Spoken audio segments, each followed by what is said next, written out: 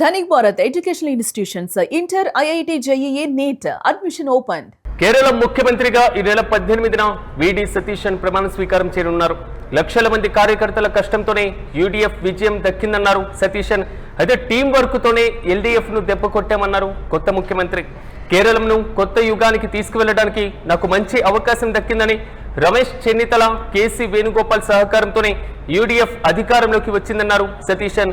అయితే Sunny Joseph, KC వ్యూహరచన బాగా పనిచేసిందని కూడా ఆయన ప్రశంసల వర్షం కురిపించారు. ఎన్నికల మేనిఫెస్టోలో ఇచ్చినటువంటి హామీలను నెరవేరుస్తామని, కేసీ వేణుగోపాల్ తో కలిసి పనిచేస్తామన్నారు కొత్త ముఖ్యమంత్రి సతీశన్. మొత్తం మీద కాంగ్రెస్ ముఖ్యమంత్రిగా సతీశన్ ను ప్రకటించిన తర్వాత ఆయన కూడా స్పందించడం జరిగింది. నెక్స్ట్ కేరళంలో కొత్త యుగానికి తీసుకువెళ్లడం, ఎన్నికల మేనిఫెస్టోను అమలు చేయడం, ఇవే ప్రధానమైనటువంటి హామీలు అమలు దిశగా ముందుకు వెళ్తామని, ఇతరుల్ని కలుపుకొని ముందుకు వెళ్తామంటూ కూడా ఆయన చేసినటువంటి కామెంట్ కొంతవరకు చర్చనీయాంశంగా మారింది. എന്റെ പ്രസ്ഥാനം ഇന്ത്യൻ നാഷണൽ കോൺഗ്രസ് എന്നെ വലിയ ഒരു ഉത്തരവാദിത്തമാണ് ഏൽപ്പിച്ചിരിക്കുന്നത്. ഞാനിതിനോട് അഖിലേന്ത്യാ കോൺഗ്രസ് കമ്മിറ്റി നേതൃത്വത്തോട്, കോൺഗ്രസ് പ്രസിഡന്റിനോടും ശ്രീ രാഹുൽജിയോടും ഉൾപ്പെടെ എല്ലാവരോടും നന്ദി പറയുകയാണ്. എന്നെ ഇതിന് പ്രാപ്തമാക്കിയത് ഈ തെരഞ്ഞെടുപ്പിൽ കഠിനാധ്വാനം ചെയ്ത ലക്ഷക്കണക്കിന് UDF പ്രവർത്തകരും ടീം UDF ആയി നിന്ന ഞങ്ങളുടെ UDF നേതാക്കന്മാരുമാണ്. തീർച്ചയായും ഞാനിവിടെ എത്തിയതിന് അവരോട് എനിക്ക് ഒരുപാട് കടപ്പാടുണ്ട്. കേരളത്തിലെ ജനങ്ങൾ ഞങ്ങളെ വലിയ ഉത്തരവാദിത്തമാണ് ഏൽപ്പിച്ചത്. 10 വർഷം നീണ്ടുനിന്നൊരു ഭരണം അവസാനിപ്പിച്ച് ఇదే అంశంపై మరింత సమాచారం మా ప్రతినిధి మల్లికార్జున్ అడిగి తెలుసుకుందాం. ఎస్ మల్లికార్జున్, కేరళం కొత్త ముఖ్యమంత్రిగా సతీశన్ 18న ప్రమాణ స్వీకారం చేయనున్నట్లుగా తెలుస్తున్నాయి. కొత్త ముఖ్యమంత్రిగా ఆయన ఎన్నికైన తర్వాత ఇతర పక్షాలు ఎవరైతే సీఎం రేస్ లో ఉన్నారో వారి ప్రతి ఒక్కరిని కూడా అభినందనిస్తూ, at the same time KC Venugopal ను కలుపుకొని నేను పూర్తి స్థాయిలో రాష్ట్రంలో పరిపాలన సాగిస్తాం అనేటువంటి ధోరణిలో మాట్లాడారు. ఎలా చూడవచ్చు అంటారు? పూర్తి అప్డేట్స్ ఏంటి?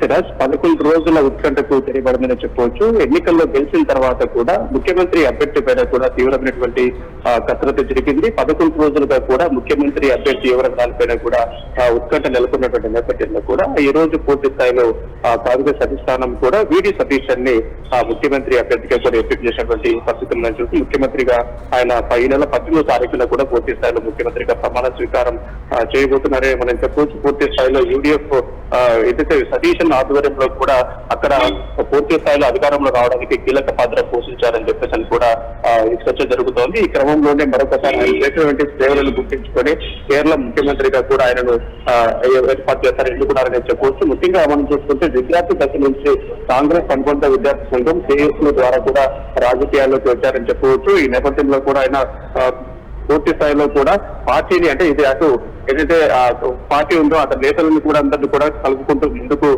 సాగుతున్నటువంటి పరిస్థితి మనం చూస్తాం. అయితే ఈ రోజు 18వ తారీఖు పూర్తి స్థాయిలో తను ఈ ప్రమాణ స్వీకారం చేస్తారని చెప్పవచ్చు. S Mallikarjun, at the same time అంటే రమేష్ చెన్నితల కూడా కొంతవరకు అసంతృప్తిగా ఉన్నట్లుగా తెలుస్తుంది. సో అధిష్టానం కూడా బుజ్జగించేటువంటి చర్యలు ప్రారంభించింది. At the same time Satheesan తాజా కామెంట్ చూసిన తర్వాత ఈ అసంతృప్తులను సరి చేసుకుంటూ ఆయన పరిపాలనలో ఏ విధంగా ముందుకు వెళ్ళేటువంటి అవకాశం ఉండొచ్చు, ఎలాంటి ఛాలెంజెస్ ఆయన ఫేస్ చేసేటువంటి ఛాన్స్ ఉంటుంది?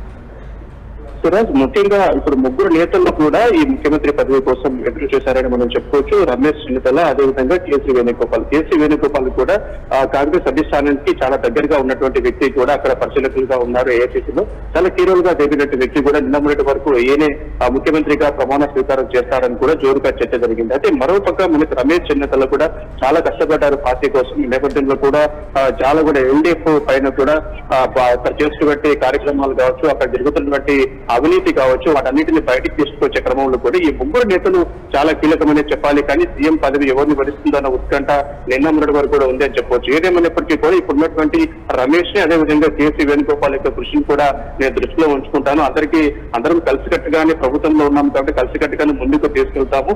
పూర్తి స్థాయి ఎన్నికల మేనిఫెస్టోలో ఇచ్చినటువంటి హామీలు ఏవైతే ఉంటాయో ఆ హామీలన్నింటినీ కూడా నెరవేర్చే దిశలో నేను ముందుకు వెళ్తాను. ఇప్పుడు వేణుగోపాల్ ను కలుపుకొని అందరినీ కలుపుకొని కూడా నేను ముందుకు వెళ్తానని చెప్పేసి కూడా పూర్తి స్థాయిలో సతీష్ అని చెప్తున్నటువంటి పరిస్థితి మనం చూస్తున్నాం. ఎందుకంటే యువజన కాంగ్రెస్ నుంచి కూడా చాలా యాక్టివ్ గా ఉన్నటువంటి నేతగానే మనం చూడాలి. పూర్తి స్థాయిలో విద్యార్థి సంఘమైనటువంటి కేఎస్ ద్వారా కూడా రాజకీయాల్లోకి వచ్చారు. ఇతను చాలా కీలక పాత్ర పోషించారని మనం చెప్పుకోవచ్చు. అంటే పలు మార్లు కూడా ఎమ్మెల్యేగా ఎన్నికైనటువంటి పరిస్థితి మనం చూస్తున్నాం. ఏదైతే పరవూరు నియోజకవర్గం నుంచి కూడా దాదాపుగా చాలా సార్లు కూడా ఎమ్మెల్యేగా గెలిచినటువంటి వ్యక్తిగా వీడి సతీష్ అని మనం చూస్తున్నాం. ఈ క్రమంలో కూడా విద్యార్థి సంఘం నుంచి కూడా అప్పటి నుంచి రాజకీయాలు ప్రారంభించి ఏదైతే నమ్మకంగా పార్టీలో ఏ పార్టీ మారకుండా నమ్మకంగా ఉన్నటువంటి వ్యక్తిగా ఉన్నారు కాబట్టి ఖచ్చితంగా ఈ రోజు వీడి సతీష్ కి ముఖ్యమంత్రిగా అవకాశం కల్పించారని మనం చెప్పవచ్చు. ఏదేమైనప్పటికీ కూడా ఇటు కేసీ వేణుగోపాల్ కావచ్చు, అదేవిధంగా మిగతా వ్యక్తులను కూడా గుర్తించి వారికి డిప్యూటీ సీఎం పదవితో పాటు ఏదైనా పదవులు ఇచ్చేటువంటి అవకాశం కూడా కనపడుతుంది. ఏదేమైనప్పటికీ కూడా వీడి సతీష్